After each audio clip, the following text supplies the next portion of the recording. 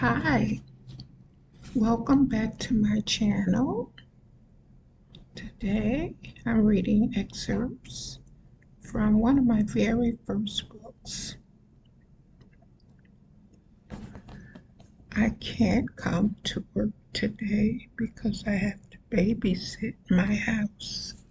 Subtitle: Stealing Electricity. Illustrated by Sharon Davis.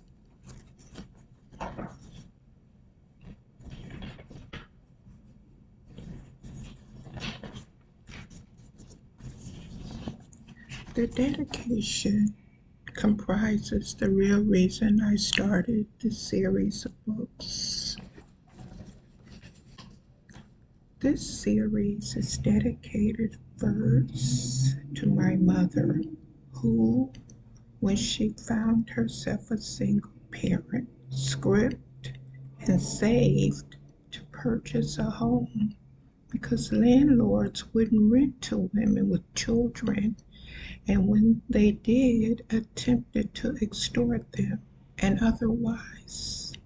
She tried to do it all by working at a company for years, and as a reward was left with carpal tunnel when they moved overseas.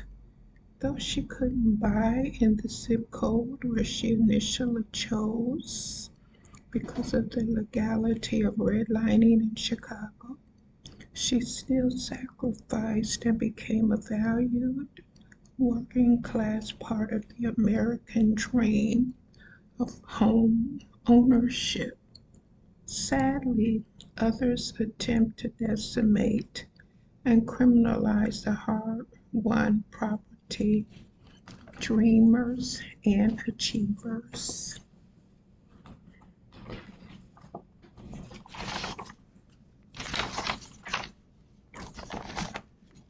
This is chapter 1-ish.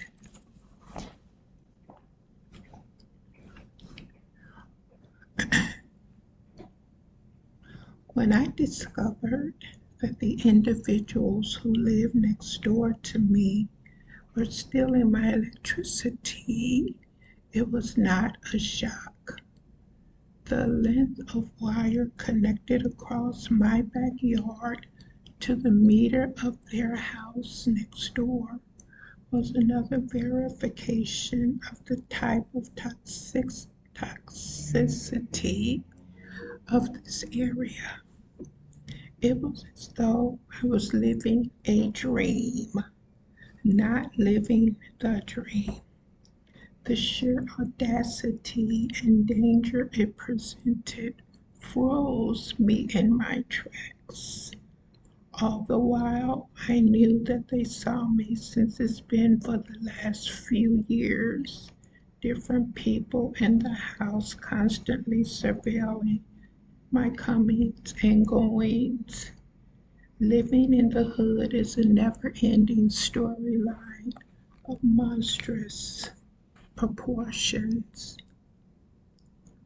This length of cable was nearly on the ground where I could have easily become entangled in it, leaving through my back door.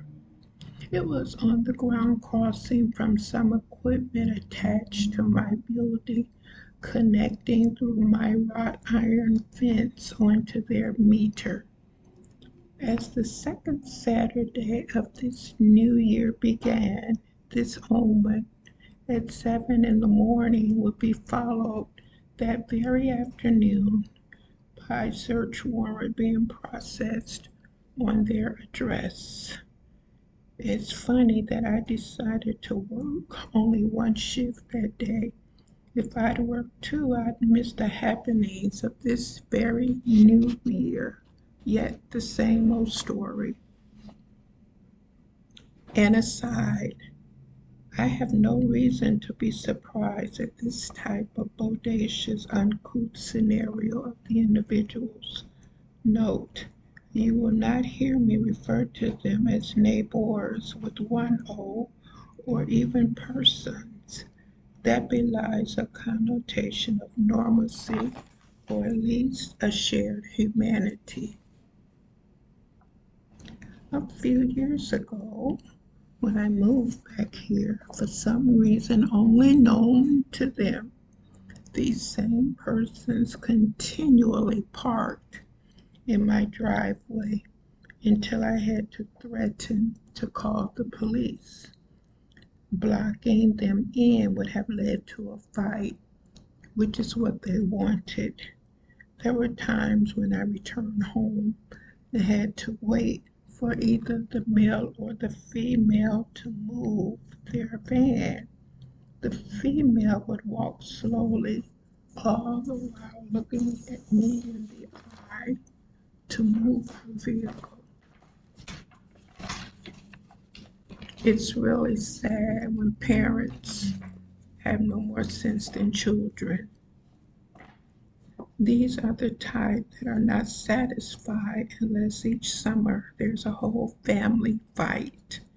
The children running in the streets, dogs barking 6 days a week, stealing bicycles from others, and yet watching me became a part of their agenda and routine. Even before the pandemic, I get the impression that not only their children but adults are malnourished for attention and would do anything for it. Knowing that has saved me tremendously. I've read that insert. I hope you enjoy it. I plan on continuing in the next couple of days. Tell me what you think in the comments below. Have a blessed Sunday.